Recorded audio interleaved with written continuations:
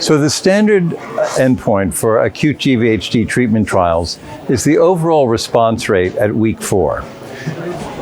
That's been the clinical endpoint for most trials, but there are a couple of problems with that endpoint. The first is that 4 weeks is a long time to wait to see if we can get a response. And the second is that a response that goes from grade 4 GvHD to grade 3 is the same as one that goes from grade 2 to grade 1. And those outcomes can actually be very different for patients. So we wanted to see whether we could design a faster and better clinical trial endpoint.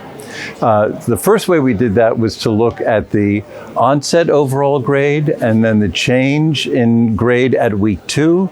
And what we found was that we could find an endpoint that works as well as the overall response grade at week 4. So that's the first part of our abstract. The second part of our abstract actually looked at the serum biomarkers, the MAP, the magic algorithm probability, which is the combination of 2 biomarkers, ST2 and reg3 alpha.